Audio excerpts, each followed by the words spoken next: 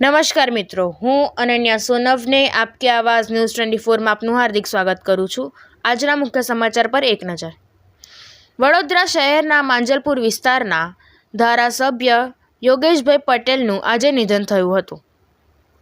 સુસાગરની સુવર્ણ જડિત શિવ પ્રતિમા, શિવજી કી સવારી અને જગન્નાથ મહાદેવના જીર્ણોદ્ધારના કારણે આ વડોદરા સદીઓ સુધી યોગેશ પટેલને યાદ રાખશે। કાકા કહેતા હતા, જિંદગી રાજ કપૂર જેવી જીવી, show must go on. Yogesh Patel 1990થી રાજકારણમાં અનન્ય ખેલાડી રહ્યા હતા। યોગેશ પટેલ ફરાસખાનાના વેપારીમાંથી મંત્રી સુધી પહોંચ્યા। પીએમ મોદીએ કહ્યું હતું, યોગેશભાઈ તૈયાર છો ને? વર્ષ અગાઉ ડૉક્ટરે મૃત્યુ ઘોષિત કર્યા હતા, પણ સ્વામીજીએ આપેલું જ્યુસ પીવડાવ્યું અને ચેતના આપી। વરિષ્ઠ ધારાસભ્ય શ્રી યોગેશભાઈ પટેલનું આજે નિધન થયું છે। વડોદરા જિલ્લાના અને શહેરના વિકાસ માટે તેઓ દાયકાઓથી સતત સક્રિય હતા। તેમણે જિલ્લાના વિકાસ માટે અને શહેરના વિકાસ માટે સતત વિધાનસભામાં પ્રશ્નો ઉઠાવ્યા છે, જિલ્લા કક્ષાએ પણ પ્રશ્નો ઉઠાવ્યા છે, સતત વહીવટીતંત્રને માર્ગદર્શન પણ આપતા રહ્યા છે। તેઓનું સતત માર્ગદર્શન અને સહયોગ અમને મળતો રહ્યો હતો। આજે તેમના નિધનના સમાચારથી ખૂબ શોકાતુર થયા છે।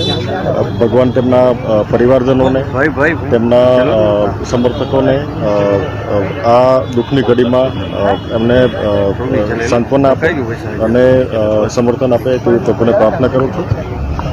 સાથોસાથ યોગેશભાઈ પટેલ લગભગ 8 ટર્મથી વિધાનસભાના સદસ્ય હતા। તેમની ખોટ વડોદરા જિલ્લા અને શહેરને ન પૂરાય તેવી છે। પ્રભુ તેમના આત્માને સદગતિ આપે તેવી પ્રાર્થના કરું છું।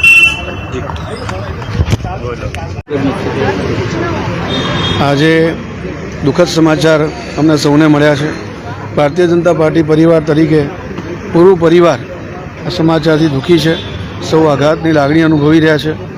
એક લોકચાહના મેળવનાર લોકપ્રિય એવા ધારાસભ્ય અમે ગુમાવ્યા છે અને એના કરતાં પણ એક અનુભવી કાર્યકર્તા, જેમની પાસે 8 વખત ધારાસભ્ય રહેવાનો અનુભવ હતો, એવા કાર્યકર્તા ગુમાવવાનું અમને સૌને દુઃખ છે।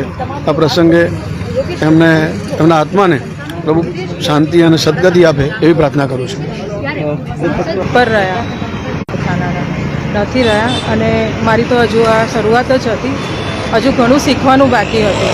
હું તો કાકા જ કહું છું એમને, અને 15 દિવસ પહેલાં મારી મુલાકાત થઈ હતી રાવપુરા। ખૂબ આશીર્વાદ લીધા હતા એમને, અને આ ખૂબ જ દુઃખદની ઘટના છે। એમના પરિવારજનોને ખૂબ જ હિંમત આપે। ઓમ શાંતિ।